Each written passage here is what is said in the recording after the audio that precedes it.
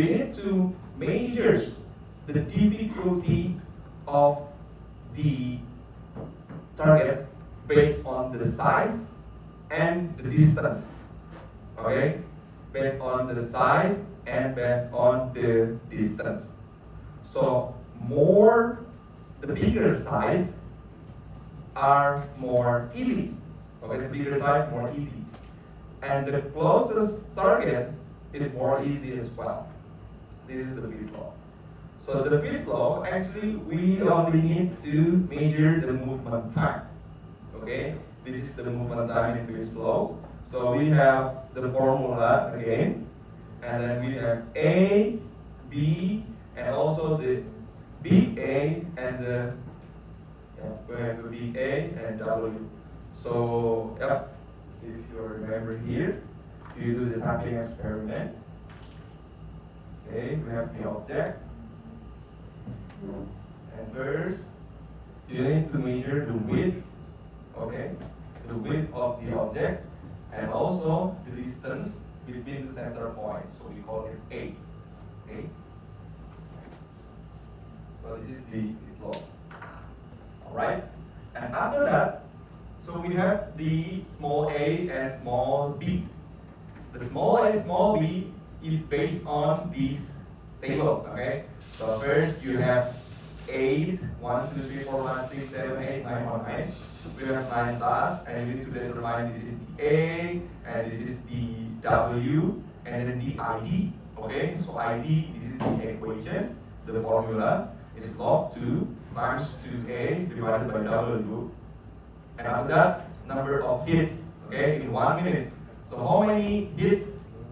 How many hits in 1 minute? So this is your point inside this square, okay? And then the second one, we have mean empty. Just so mean empty here. So we need to determine A plus B first, okay? So just ignore it first. And then the number of errors is point, okay? The point inside the square.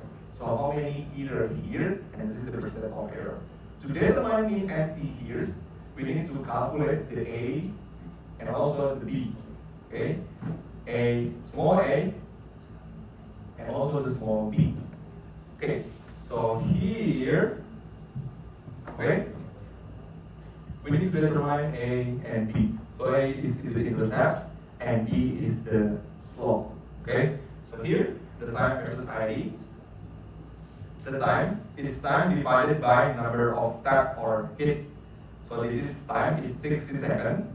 Okay, so our experiment before is 60 seconds, but actually it depends on the experiment. So you can determine by yourself. Maybe 1 second, 2 seconds. Maybe 1 minute, 2 minutes, 3 minutes. It depends on your experiments.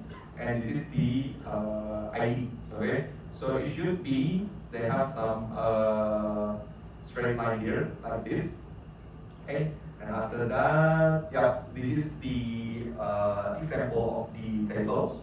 So you got summarize here based on summarize x, y, and then x square, x times y. This is the summarize, and mean you need to determine A and B.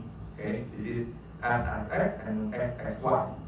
So after you got the xxx and xxy, so you can calculate the A and B. Okay? Any questions? No? Easy? Oh, easy. Oh, from say easy. Okay, good. Alright. So maybe I will add Fitzlow in your class. Okay? So actually I have responsibility to create the questions. Okay? So do you want Fitzlow to add to your final exam? Yes? Yes? Yes? No? Okay, I will consider it later. Okay, so this is the Fitzlow. Any question for Fitzlow? No? Alright? Okay, next one, the absolute threshold and different judgment. Okay, so we can compare between two objects. Okay, 6, 7, left and right hand. Okay, if you remember, This is the most difficult experiment. Okay, the most difficult because we need to measure between two cups and then with the coin. Okay, it's very hard. Okay, for you to distinguish between them. Sometimes we have 40 coin in left and we have 40 coin as well in the right, but we are still same. It's not stupid. No, it's not stupid, but it's totally fine. Totally fine. Okay, because different person they have their different sensitivity. It's totally fine. It's totally fine. Okay, so next one. This is the absolute threshold, and the second one is different threshold. Okay, anyone want to share what is different between absolute threshold and different threshold? I'll give you 2 points. What's different between absolute threshold and different threshold? Can you give me an example? Anyone want to share? ChatGPT. Not ChatGPT. Anyone want to share? What's different between absolute threshold and different threshold? 2 points? 3 points? Anyone want to share? What's different between absolute threshold and different threshold? No? Absolute threshold is the minimum intensity of stimulus Okay. required for a human to detect it Okay. 50% of the time. Okay. Different threshold is the minimum amount of change required between Okay. two existing stimuli to notice they're different 50% of the time. Okay, I'll give you 1 point. It's fine. Alright. We'll say 1 point. So you have 2 points. Alright. So absolute threshold is the minimum stimulus that you can detect. This is the example. Okay. The minimum intensity of the light you can see, the lowest volume of sound we can hear, and so on. Yep. It's based on the experiment as well.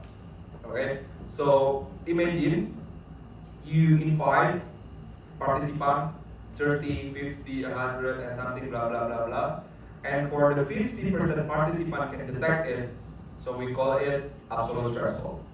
Okay, so most of the human factors method is based on the experiment. Okay, to human. And the next one, we have the different threshold. So different threshold is the just noticeable difference. So imagine you have two dumbbell, okay? So first, I'll give you 0.5 kg, okay? And after that, I give you 0.1 kg, and you feel nothing. There's no difference. And I'll give you again 1.1 and 0.1. So you compare between 0.5 and 0.7, and you feel nothing. Okay? But I'll give you 0.5 and compare with 1 kg, and you feel the difference. So that is the different threshold.